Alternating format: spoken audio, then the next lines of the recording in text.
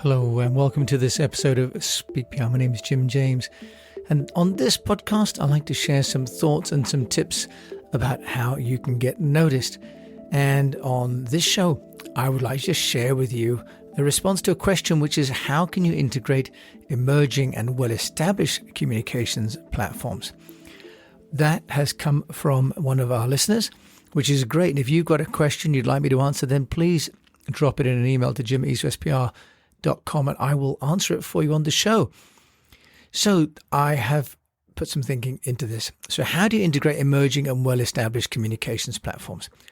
Well, I think first of all, let's just define the difference between an emerging and an established platform. Starting first of all with these established ones. Now, established platforms for most companies have been predominantly residing around websites. Websites and email newsletters have been the predominant way that companies have relied on social media and considered those to be their platforms and built out large content management systems as well. Some companies have got staff portals, and some have got, for example, customer and dealer or partner logins so that they can serve their clients online. On the whole, then, those platforms, the website, the email newsletter and staff portals, which resided mainly on a website or sometimes through a company intranet, would have been really built for the desktop computer. So one of the really transition points for us to consider of why we've got emerging technologies is the impact of the three-screen market. In other words, that it's no longer just the desktop, it's also the tablet and the mobile phone. So the introduction of the three-screen strategy has really led to the transformation in the number of platforms that we can use. And with the three-screen and the change in device types has come the additional issue of portability. So it's the different platforms and the fact that these platforms are being accessed no longer just at the desk that have created a whole number of new martech opportunities. In fact, this is considered to be the second golden age of martech with over 8,000 martech applications. And I'm not going to list all of those here. But what I'd just like to sort of do is to bring them into categories of emerging technology platforms. And I'm going to bring them into categories by content type. Now, I've mentioned about the website, and the first piece of emerging technology that can be embedded into a website is that of the on-site chat. I'm always amazed when companies have got a website and don't have an online chat, because it's the equivalent of building a showroom or having a retail outlet and having nobody on the shop floor. So one of the emerging technologies that can simply be bolted onto the website is that of online chat. Now, if we look at the nature of most websites, it tends to be a lot of text, but video can now be added onto that website and hosted through platforms like Vimeo so that you don't have to have the YouTube interruptions on your corporate website. So an emerging platform for the content type of video would be both hosting your own information, but also now three other functions. So video is now being used in emails, and there are tools like Bonjoro out there that can be used for sending out video emails, and that's proven to be very efficient. I've used that recently for some media relations work, for example.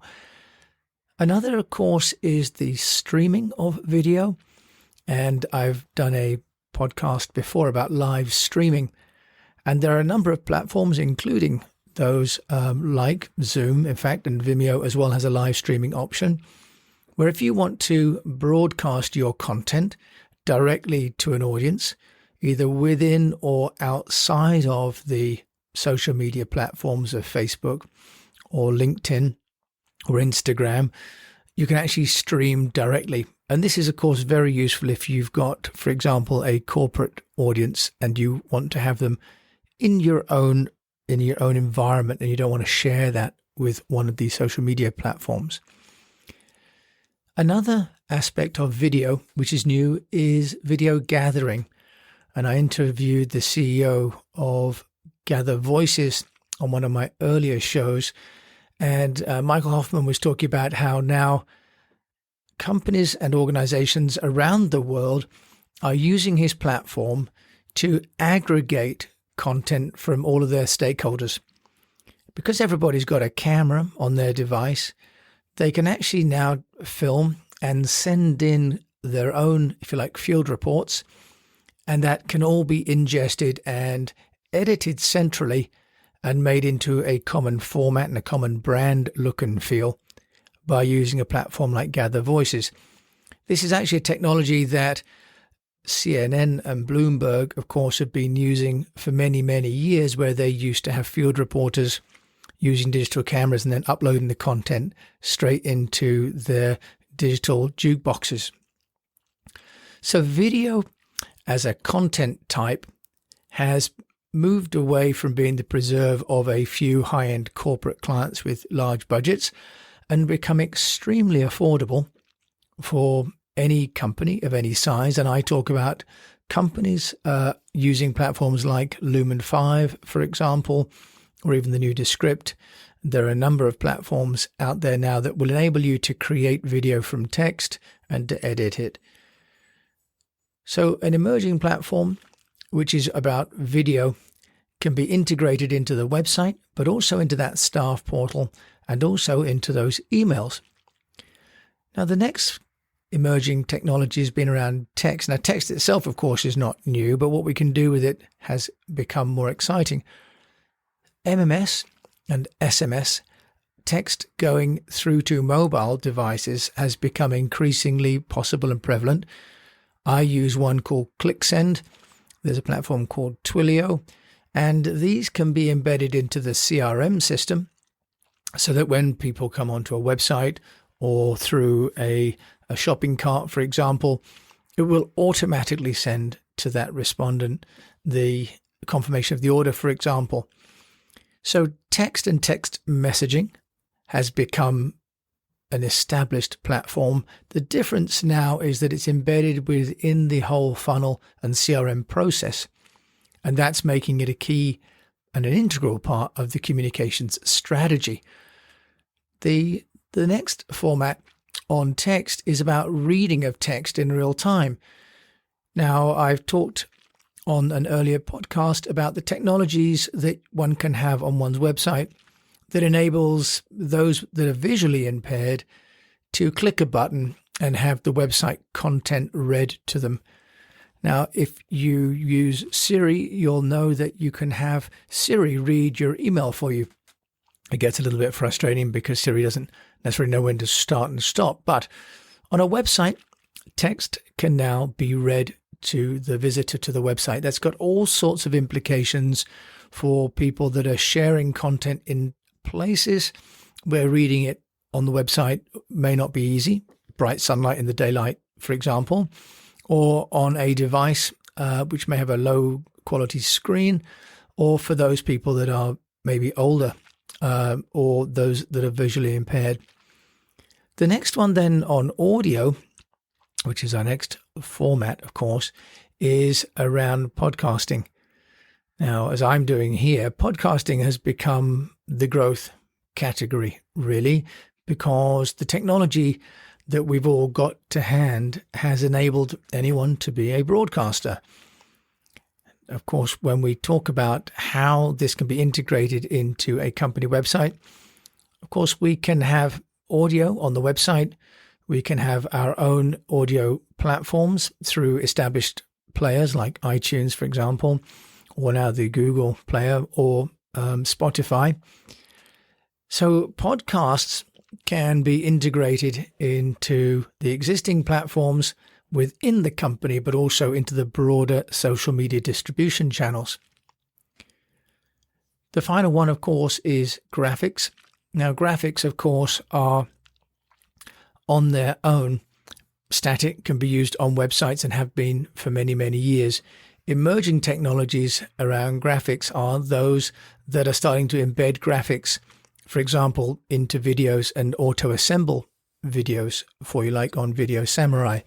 So there are tools out there now, like Canva, that are enabling people to create infographics at speed and then to use those either on the established platforms like the website, also into company presentations, but also into sales presentations and into social media. So graphics has become a lot more engaging and a lot easier to create and to distribute. So the next element then, having defined the different platforms between established and emerging, is to really think about the audience. Now, is it an internal audience? Is it an external audience? Or is it a partner audience? Because the audience type, and what we talk about in the Speak PR program, is the avatar. The audience determines, of course, the nature of the information to be shared and whether information needs to be, for example, in a gated area, or needs to be privileged, or needs to be part of a CRM sequence to work within the funnel. Because obviously we have people that are potential customers, current customers, and past customers. So they all need to be treated slightly differently. And emerging technologies like CRM programs enable us to track those people in an automated way at scale. And what we talk about on the Speak PR program is personalization at scale. So determining the audience is the next element to address. The next element then will be the objective of the campaign and the activities, because this will affect which platform is deployed. Is this a branding opportunity or exercise? Is an attempt to be informative, for example, as we are now doing with the medical information going out around COVID-19, and using, for example, a platform like unless.com, which enables websites to be responsive to the individual visitor rather than just a broad category by IP address? Is it an engagement-led exercise? Do we need to have interactivity, in which case the chat, of course, is going to be important? And are we establishing rules that we need people to simply follow? Are we asking them to download and accept those rules, for example, or are we just promulgating these rules and need to know that they've watched them so that we can prove that later if they don't follow those rules? So the objective for the information being shared is absolutely important. The next part then is the content. On Speak PR, we talk about a content-centric approach. And what we do is we always start with the content at the heart of it. And that is going to be the different kinds of content are categorized quite simply as, will it be watched, will it be read, or will it be heard? Those are the three functions. And if you can decide the nature of the content, and if it's going to be watched, read, or heard, or a multiple of those, then you can start to think about what goes into that content. The research that we found shows that content that's going to be shared needs to be new, it needs to be simple, and it needs to be context sensitive. In other words, it needs to be relevant. So deciding on the nature of the information to be shared, the format that it's going to be created in, will of course impact which platform is used, as will the audience and the objective. So let's just look at a couple of examples, shall we? If we look at Tesla, for example, they have a website, but they have their own dedicated showrooms. They have their own social media platforms of Twitter, Instagram, Pinterest, YouTube. Tesla engages on social media, but they also have an app. My friends that have got a Tesla that drove it to France for skiing told me that they were given an alert whenever the car was running down on battery and given the directions and the length of time and distance so they could get to the next charging point. If we look at airlines, airlines have got websites, but also when you go and book either on their own website or on a third-party booking website, you get an email confirmation. You also can use the membership app, which would then synchronize, as it does, for example, with Singapore Airlines, does this very well. You can then get an SMS alert in advance of your flight. You can get an SMS alert to tell you which gate you're going to be going to. You can even get an SMS alert to which baggage carousel you're going to be getting your luggage from. And that also can be on the membership app along with your rewards points. So the integration of these established platforms with emerging platforms creates much greater immediacy and a journey for the customer with the brand from start to finish. So as we close, let's look at the summary. We want to think about the objective of the campaign. We need to think about the audience, which avatar, where they're going to be and when they're going to be consuming the information and what they're receptive to. We need to think about the content being relevant. And then we need to think about which platform is most efficient and effective at delivering that information at the time it's going to be needed. And delivery is so important because we can now track through all platforms what's happened to that content. So if we're not tracking content, delivery and open rates, for example, and responses, then we are missing the whole beauty of the new emerging technologies, which is that there's attribution to all activity. So the question was, how does one integrate established and emerging platforms? Try to address that by saying that we can build on from the established platforms, enhance them with new technologies, but incorporate some of the new technologies to really wrap the customer or the partner or the audience, the staff members, with consistent information delivered when they need it and in a format that's accessible to them. I hope that's useful for you. So thank you for listening to this episode of Speak PR. My name is Jim James. If I can answer a question for you, please write to me at jim@eastwestpr.com. I've got over 30 years of running my own business and running a PR firm. If you like this, please do subscribe to our newsletter at eastwestpr.com, or you can also come and join us at a mastermind at speakpr.co. Thank you so much for listening. And until we meet again, I wish you the best of health, a profitable business, or at least a sustainable one. And that if you're going to have new and emerging technologies, integrate them so that the customer experience is consistent and for you, a rewarding one.